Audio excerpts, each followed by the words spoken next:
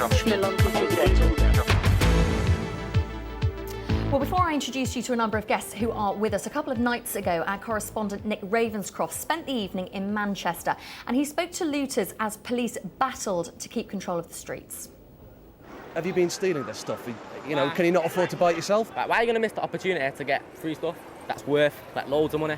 So you're saying that you could probably afford some of this stuff? Yeah, obviously, but it's not about that. What is it about? The government, obviously, taking away, obviously, more kids don't want to go to college no more because they don't get paid in it. So the fact that you're nicking shoes that you could probably afford to buy, that's about the government, is it? I don't understand. No, obviously, it's not about that, yeah, it's about that the government aren't in control. Because if they was, wouldn't be able to do it, would they? Exactly, yeah. So because the government can't stop you doing it, that's why you're doing it? Yeah, right, what can the government do? They tried, they failed in it. How many people have they arrested really though at 10? So I'm not really bothered, I keep doing this every day until I get caught. Everyone keeps asking, what about people's families? Does your family know where you are tonight? Nah. Where do they think you are? Just out. I told my nan I'm here. She said get home, he's in trouble. I said no, just put phone down. So your parents know you're here? Yeah, but they can't get into town, they can't get me. And when I get home, nothing's going to happen to me. I'm not going to get grounded or shouted. I might get shouted at, but right, that's it. What on earth are you doing here? I mean, if you get caught by the police, this is a criminal record. Have you already been... This will be my first offence. I've not been in trouble before, so I'm not really bothered. I'll take a caution. Exactly. The prisons are overcrowded. Well, what are they going to do? Give me an ASBO? Yeah, I've seen kids younger than me, little girls younger than me running in shops and stuff like that. What do you think about that? Obviously, that's wrong, because little kids shouldn't be doing it. Obviously, but it's all right for older kids to do it? Obviously, it's not all right, but... Hang on, let's just examine that. You're saying it's not all right, so why are you doing it? It's just because everyone else is doing it already, innit? What about if you got home tonight, your family, your home had been broken into, and someone had nicked all your stuff, all your parents' stuff, nothing in the house? I'd be outraged, innit? You'd be outraged? Yeah, exactly. An interesting insight into some of the thinking behind some of the looters. That was Nick Ravenscroft speaking to some people who were out on the streets in Manchester earlier this week. Well, we're joined by a couple of people to start our discussion. Arib joins us. He lives in Tottenham, obviously the scene of where those riots started. And also we can speak to Daryl, who's a former gang member from Hackney, which is in East London. Arib, first of all, hearing those views of those rioters, you saw some of the rioting in Tottenham. First of all, your reaction to what they were saying there? Well, before I begin, in my position, I most likely will probably be able to speak for Tottenham, but not all the other areas. But what I can say is, the one thing we have to realise is these riots didn't start off in rich areas like Kensington and Chelsea. They started in deprived areas like Tottenham, Brixton, Hackney, Lewisham, etc.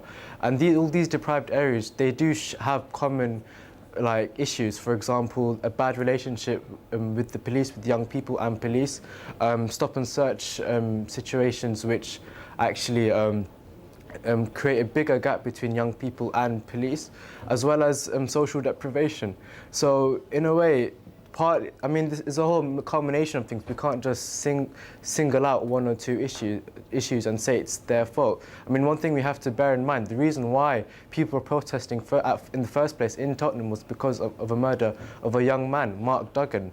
And I think this also creates another debate, and another issue needs to be brought up about police accountability as well.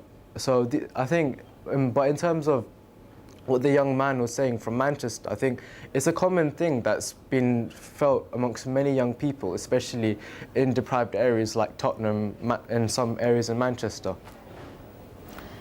Daryl, listening to what Arib's saying there, can you identify with what some of the points he's making? Yeah, I can understand with some of the points he's making, but let's not make excuses for a crime wave that happened in our country, for the loss of property for certain people's families. The original thing started over, yes, a man got shot by police, and let's get to the bottom of that first. But for me, it was a crime wave. For me, it was the gangs out there that had a free opportunity to say, yeah, I'm going to get what I want to get now because I usually pay for it. They had the money to pay for these things, you know what I mean? I've spoken to them, they got money, they don't really need to do that, but they went out there and done it. Some of them wanted to get at the police, some of them wanted to get some free stuff. Let's call it what it is. It was a crime wave. Yeah, so those responsible will be caught, but the hardcore matter is that we have gangs in our culture, and it needs to be sorted out. Arib? If I may, don't you feel the reason why these gangs are there in the first place is because of all these different social issues? I mean, I mean, I'm talking from someone who's done youth work as well, but these young people that do join gangs is partly because they feel they belong, they have financial security. There's all these little bits and bobs. I mean, this is what a family should have, but then this is what they feel with the gang. And I think these social issues, first and foremost, I'm not saying I agree with the crime wave. I'm completely against it. I mean, when I was actually there in the aftermath of what happened in Tottenham, I saw like local businessmen coming out in front of the shops and crying because of what happened. And do you not feel that these kind of issues... Me myself now, I've been fighting for kids' rights for the 3.5, 4 years. I've been fighting for the thing about guns, about knife, underage killing. So I more than understand the situation. More than understand the situation. The government has got many things wrong. But at the same time now, I'm not going to support a crime wave. A young man got killed. We need to sort that. The government has to look at the situation now because the whole world knows about it. So it can no longer be ignored. We had a recession a couple of years ago. This never happened. So why did it happen now? But can I say, like, look, when I talk to some young people who were involved, like some of them who weren't looting, in looting shops got and money. whatnot, but I know that's what I'm saying, but they were smashing up police cars and whatnot, you know what I mean? Look, the fact of the matter is, in Tottenham, it was a mismanaged situation, yeah? I'm talking from, like, when I was cycling past and whatnot, yeah? They left the police car there. Now, coming from experience where I've seen these kind of things escalate, they left the police car there to protect the police station, yeah?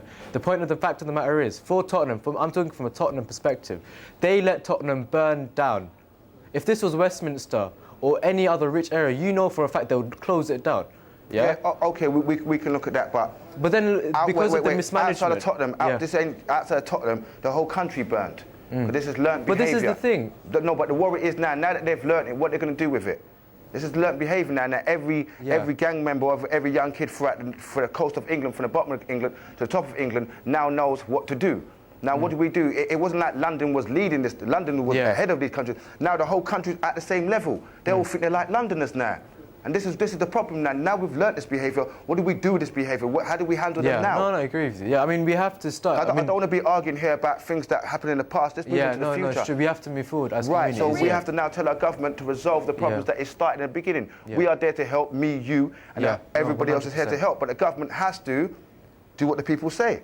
Arib and Daryl, I just want to introduce another guest to you, and I think it's worth saying, Arib, you said there that the police would have stepped in if it was an affluent area. I mean, certainly from the police perspective, they would say on the night when there were problems in Tottenham, and indeed on Monday night of this week, they were severely under-resourced and didn't feel able to tackle. Obviously, we saw a very different approach from the police on Tuesday evening when 16,000 police officers were on the street instead of the 6,000 who were on from the previous day. Just putting forward that point of view because we haven't got anyone here from the police to speak with you. Can I just say one thing? This is a number that was tweeted. 5,000 people, 5,000 police officers were there to police the royal wedding, but only 1,600 police officers were there to contain the situation in Tottenham. How is that fair? This sends a message whereby young people and some people in Tottenham and in other deprived areas feel that the police only care about rich areas and don't give a damn about the poor. Well, wherever you're listening around the world, do you agree with what Arib is telling us there? You can pick up the phone, call us country code 44 2070 83 72 72. We're discussing the riots that have not only encapsulated London this week, but obviously spread to 8 other cities across England. Let's bring in Mitesh, who is a professional man. He grew up on a housing estate in Southall in West London, which of course has been a scene of riots back in the late 1970s. Mitesh, welcome to World Have Your Say. What's the point you'd like to make? Well, I think it's quite easy to blame the government, for example, for a lack of reaction, the police more so for lack of reaction. Arib mentioned there was 1,600 people to sort of stop the incidents on Saturday night, and 5,000 police for the royal wedding. But just like to point out, the royal wedding was a planned event. It didn't happen spark, within minutes or hours. So it's something that the police could gear up for and actually make, and actually set up perimeters and actually defend for. But what happened over the weekend and up until Tuesday and Wednesday was unprecedented. It's not happened, for 30 plus years, and even the Brixton riots, it was a small contained area. This was nationwide. It was like wildfire. So I think to blame the government or blame the police, it's very, very naive, and it's only one strand of the issues that we're dealing with here. The kids, at the end of the day, as we call them, although there are some adults involved, I think everybody's perception is it was all kids. These kids are our kids. They live in our neighbourhoods. I mean, I still live in a council estate.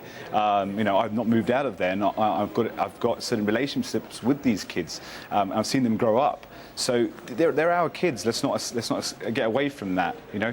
So we as a society have to do something about it. It's not necessarily just the government or the media or the music you listen to or the teachers or the parents. It's a melting pot of different threads and strands that comes into this, and it's over generations. You know, you'll have every adult out there my age, I'm 28 years old, saying that when I was a kid, I would never have done this. Okay, and our parents also with the same response when I was a child, this would never have happened. So what's happened over generations, the society, in my opinion, or children or the youth has degenerated. Now, what are the reasons for this? I think that's the key thing here. What's happened has happened, and we all know that the consequences, the fires and people's lives being ruined, their businesses, and obviously the deaths that we've had to sort of deal with as well. Well, Mitesh, over the rest of this programme, we'll look at looking forward. That will be our aim of the next few minutes. We're getting calls coming in from Slovakia, Pakistan, Nigeria, Saudi Arabia, Somalia and Jamaica. And stay with us. We'll carry on this conversation in the next few minutes.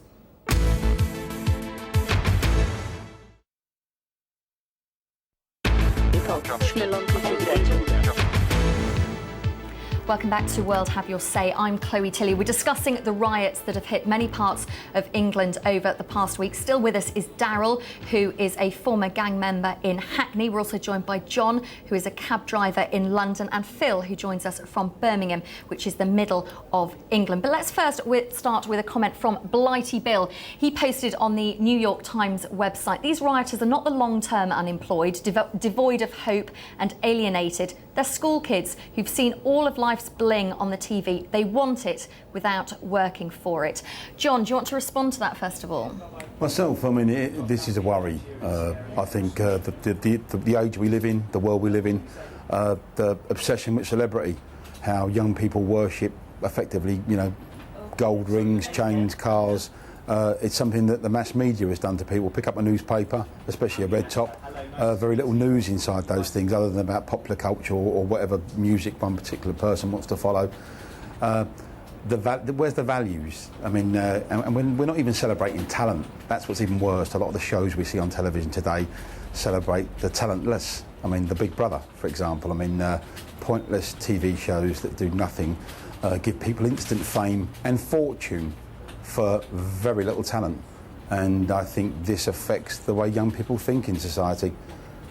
So essentially, John, you're saying it's an issue of role models? Look, we need good role models in all communities for all young people, and I was talking about this yesterday, how I believe that's got to start in the home.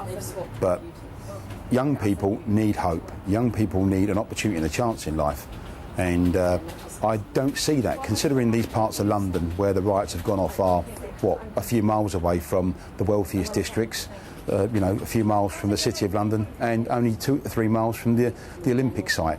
There's opportunities, there's jobs. So what haven't they been given to these people? Lord Coe, you know, £500,000 a year working on the Olympics, doing a fantastic job, I may say, but why aren't these young people being given opportunities at these sites? Why aren't banks in the City of London and Canary Wharf offering jobs, offering people opportunities and chances? They might not have the qualifications, but give them a chance. Remember the film Trading Places? Wouldn't it be lovely to do that? Actually trade places with people and give John, someone... Well, let's bring Phil into this conversation. He joins us from Birmingham. He actually witnessed some of the rioting in Birmingham, and I know that you sent in some footage to us here at the BBC, which we can see on the screen now, Phil. So do you think this is also about role models and giving opportunities to young people? I definitely think it's about role models, and there's 2 areas that we can look. Firstly is family and home. If you look at upbringings and the way that parents look after their children, the comment earlier was, you know, most people that are a little bit older now would say, gosh, they would have never have got away with that when they were younger. These days, parents seem to be a lot more liberal with their children. And, of course, with the way that political correctness has gone crazy these days, you can't give your children a good hiding or a good slap without somebody coming and saying you're doing them wrong. Also, if you look at role models, let's look at our current government, and it's not one of my favourite subjects, politics. However, if you look at the English government at the moment, you look at the farce that we've had with that, with the new government coming into play. We've got this new dual government of Nick Clegg and David Cameron. Both look really weak. Both don't seem to show any authority for the country. And as far as anybody looking to our government for leadership, I think it looks very, very weak. So you mix that with parents and upbringing and the government, the kids these days, who are they looking at for respect? Well, let's ask Darryl that, Phil, because it's interesting that you say, who do young people look to respect? Darryl, you used to be in a gang, you pulled yourself out of the situation. Who do you think young people in your area are looking to as a role model? Themselves. You know, they don't really look at anybody else because there's nobody they see who they can say, yeah, I want to be like him, or I want to be like him. So it's the nearest guy that looks good, the nearest guy with a nice car, the nearest guy with a beautiful girl, the nearest guy that has got all the money, that does all the things that they can't do. So that's who they pick their own role models. They're not going to pick David Beckham or David Hay, because David Hay and David Beckham don't understand where they're coming from.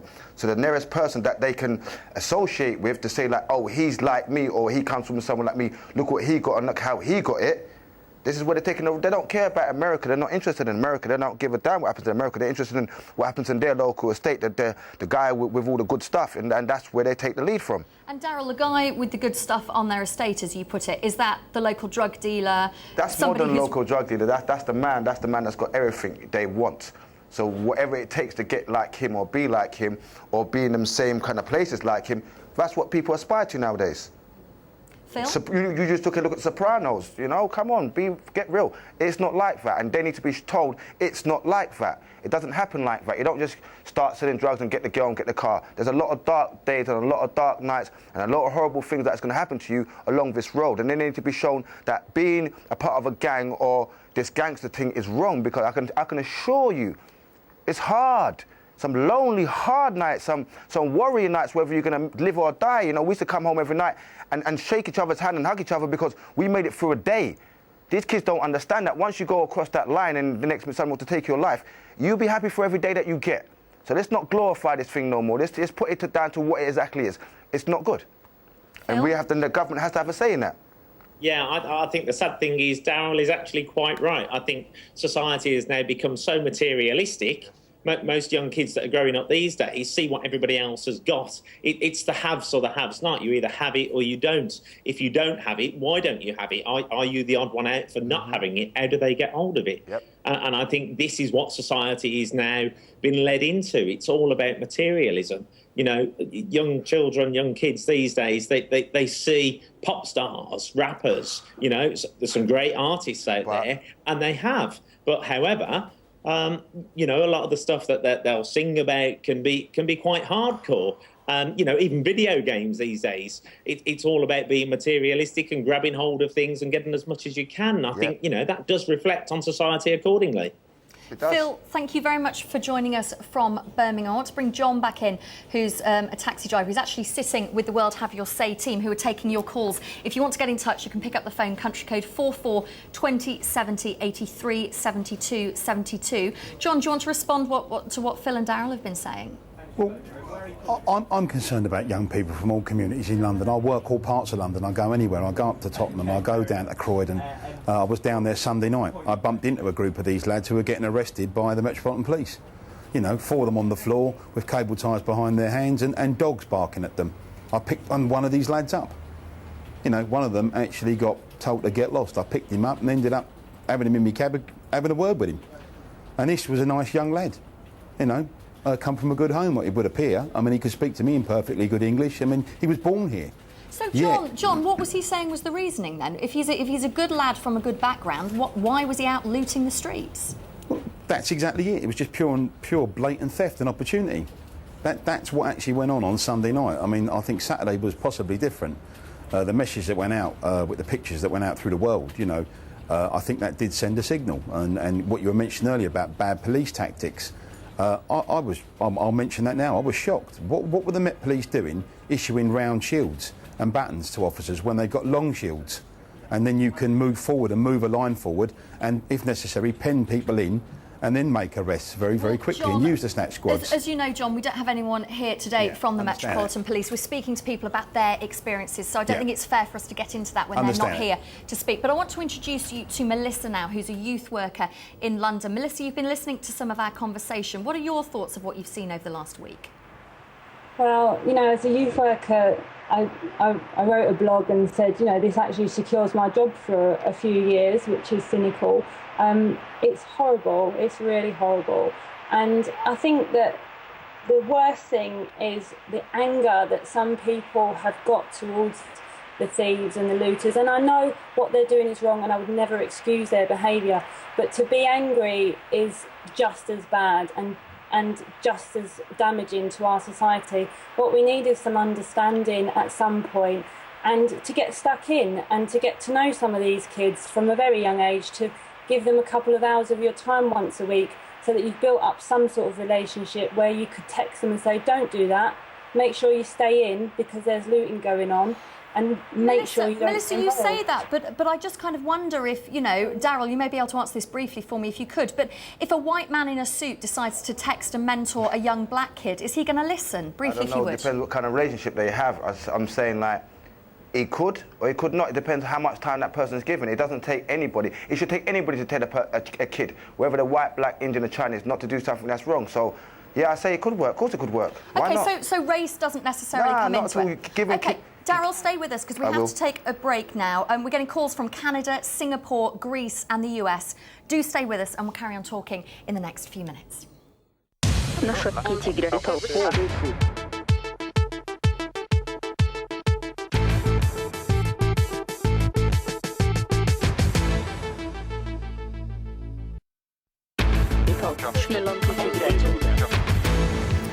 Well, thank you for being with us here on World Have Your Say. We're discussing the riots that not only hit London this week, but also 8 other cities across England. If you want to join the conversation, you're more than welcome. You can pick up the phone. You can call country code 442070 83 72 72. If you're on Twitter, then you can join the conversation using the hashtag WHYS. Well, let's bring in an email now from Sharon in Bromley in the UK. She says, parents have to start taking responsibility for the actions of their children.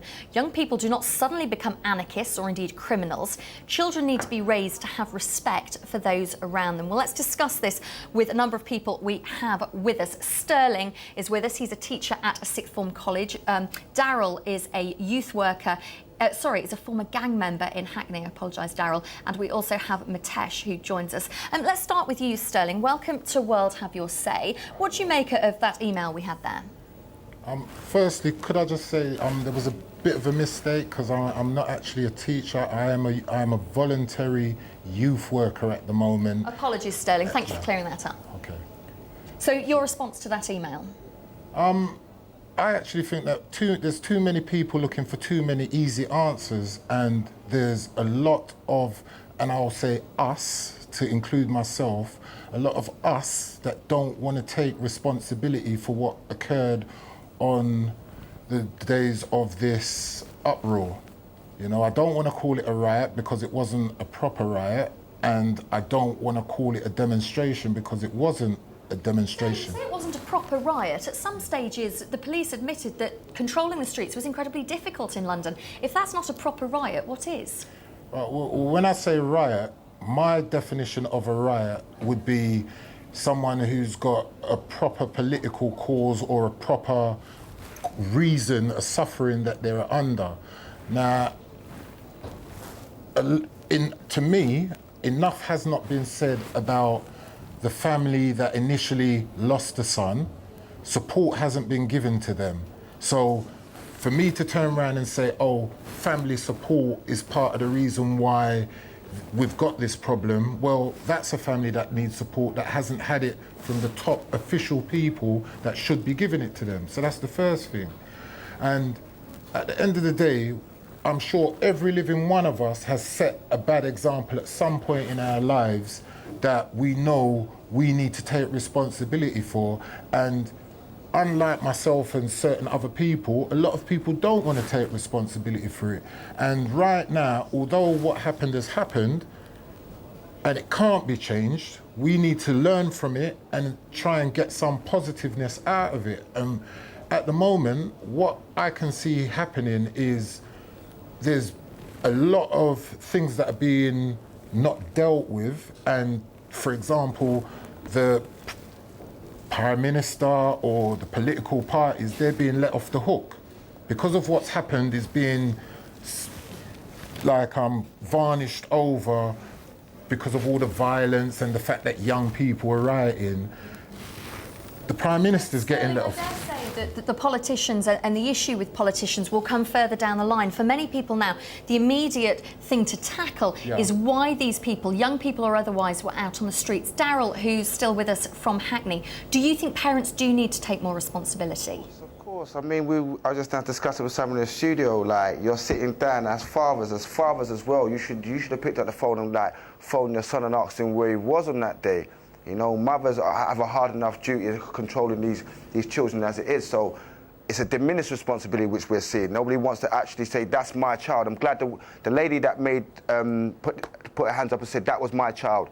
Like, my heart goes out to her. I can't say that's what they need to be doing. Name and shame your child. That's her child. She took full responsibility with knowing that the press is going to be on, everybody's going to be on. I have to applaud her. I really do. It must burn her heart so much that her daughter, but she had to make a mark in her life to make her understand, I love you, but the only way I can love you is to shame you up and put you through the brute process and make people see who you are. That was an affluent young athlete there, and she's gone against her mother's wishes, and the mother's disciplined her child.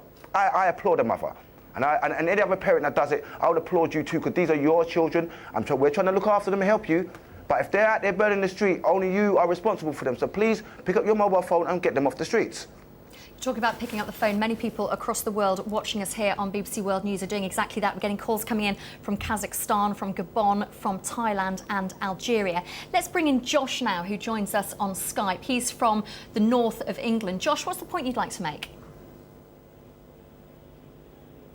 Giving us opportunists, they're seeing that they can get away with taking all this stuff, that there's no consequences. So the only way to stop it now and to prevent it happening in future is basically the government should make a clear warning that if they do it again, then they're going to face more physical force from the police, like we have seen recently, and substantial jail sentences.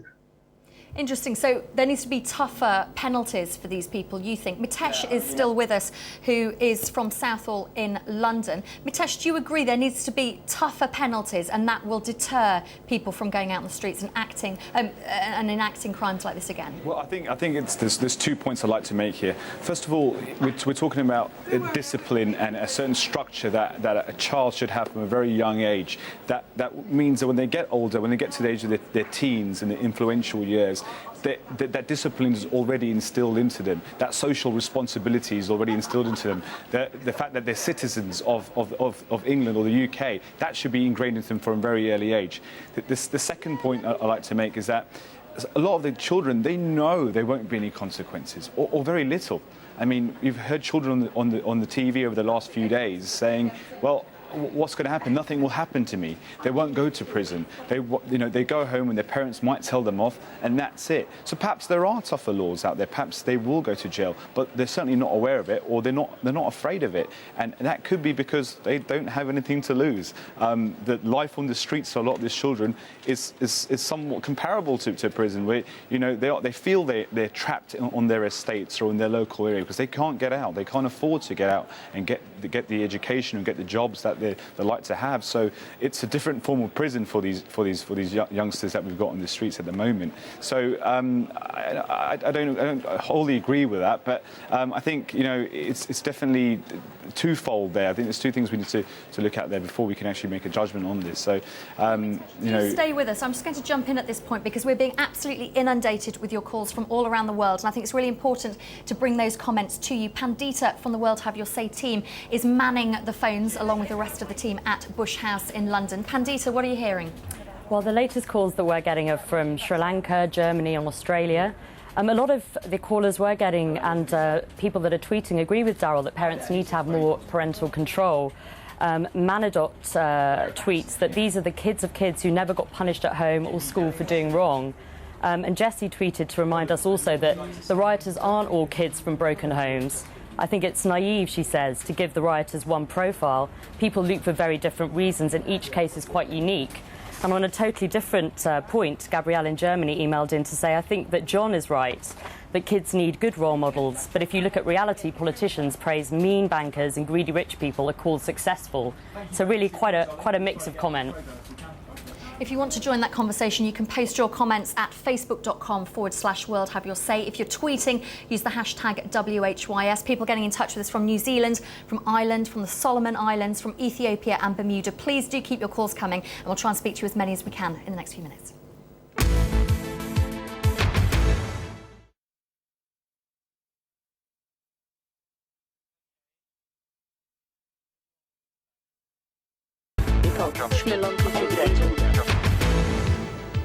Hello, I'm Chloe Tilley. Welcome back to World Have Your Say, where we're discussing the riots that have hit London and 8 other cities across England in the past few days. Still with us is Sterling, who runs a voluntary project at a sixth form college in London.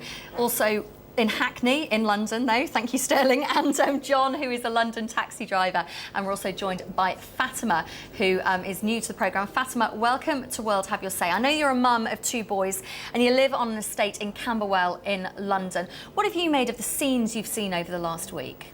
The scenes have been pretty shocking, and it's really hard to explain to, well, my youngest is 9 and my oldest is 13, so it's really hard to explain to them all the devastation that we've seen in like Walworth Road. You know, my son's never seen anything like this before, and it is really heartbreaking to see your own community completely destroyed. Do you think parents are taking enough responsibility for their children? I don't want to speak for all parents because, you know, parenting is one of the hardest jobs that you can possibly do, and I think recognising from the moment that you have your child right up until they're older is a full-time job. It's a full-time responsibility. So for myself, instilling sensible, really strong, good values into your child, you know, and emphasising how much, because a lot of the kids that I'm hearing from and reading about are saying things like there's no hope, there's no aspiration, there's no jobs, there's no ambition. What I say to them, you know, forget the materialism, forget all the things that you're being seen, you know, on TV advertising. There are no opportunities without education, is what I say. So in that case, let's bring John back in, who is a London taxi driver. Do you think that parents then should maybe have parenting lessons? It's something that's been mooted this week by some politicians, saying it's an incredibly hard job. Maybe we should all be taught how to be parents. I don't think there's a one-size-fits-all answer. I mean, I think parents naturally know what's right and wrong because they've had it instilled in them from their parents. But you say that, John, but I've seen footage on the television, I'm sure many people have this week, of parents saying, yeah, I know my kids are out, so what? Well, they're dysfunctional families, and that's up for social services to get involved in with people, I think, in those instances, and those services do exist. But what we have to do, we honestly have to try, it's not so much the family unit, what people would call 2 parents and 1 child. It could be 1 parent and 1 child, or 1 parent and 2 children. It's about the values that individual or those individuals have, passing them down to those children, ensuring they get to those early years, and then get them into school, and then working with the school, working with their local community, and working with their neighbours even, and the children's friends, getting to know who your children's friends are, I would have thought, so most, especially today, after what's gone on, and then using technology. You know, if children are out and about, or kids as we call them sometimes, why aren't we parents ask them to send them a text message or a picture back where they actually are, so we know where they are? I mean, we've had a lot of criticism of, you know, of technology and stuff, but we could put it to good use as well. But parenting is the key here, right at the beginning, and intervention may well be needed. I'm not so sure across-the-board parenting classes are required, maybe on specific, you know, certain dysfunctional families, but I don't think there's a one-size-fits-all answer here. What do you think, Sterling?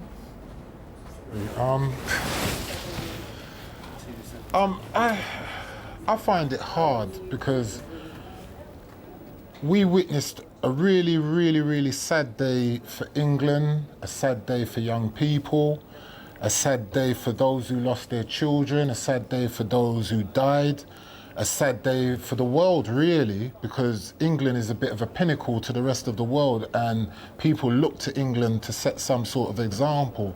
And I know that a lot of people in the world would never have dreamt that the young people in this country would have done what they did.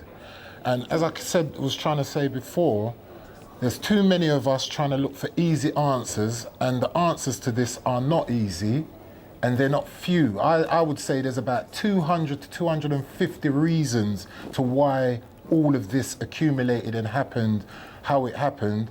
And one of the key things that is much more needed than anything I've got to say or anyone on this panel's got to say is the people that control the power, the parents, the teachers, the youth workers, the people who control jobs, all those things that are part and parcel of what happened, the music culture, the celebrities that some of the young people look up to that we've heard very little from, the actors that influence them, the game makers, all these people, they really need to sit down and speak to young people, and not just the young people that are accessible. They've got to speak to the young people that are out there feeling it. I've spoken to young people that haven't had their aspirations raised, that haven't had enriched lives, and they've said to me things like, when I said to them, well, what do you want to do when you're older? They laugh at me and they'll say, what are you talking about? Nothing ain't going to happen for me, and I'm going to be dead by the time I'm 21, 25. And that's what we've got hundreds, thousands of young people in England that think like that. And as I said, there are people that are getting let off the hook that ain't dealing with this level of program. You've got people like me and many other people like me that are willing to give up our free time, work with these young people, and we're getting strangled because we're not getting funded how we should be getting funded.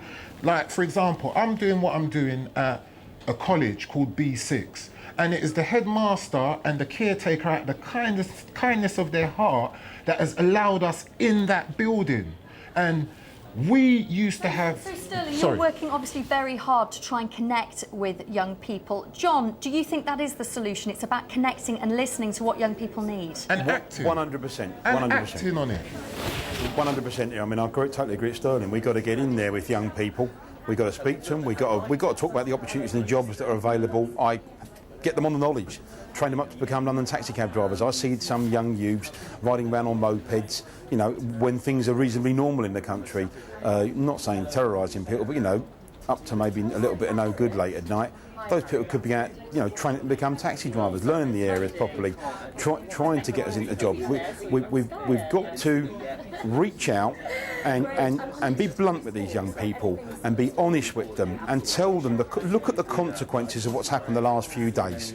How thousands going into court. Be honest, that's what John thinks. John, thank you for joining us. Thank you also to Sterling, and thank you to Fatima. Thank you to many of you around the world who've been getting in touch with us from so many countries: Zambia, South Africa, Ghana, India, Ukraine, Sweden. You can carry on this conversation as ever at our Facebook page, facebook.com/World Have Your Say. Thank you very much for watching, and we'll speak with you again soon.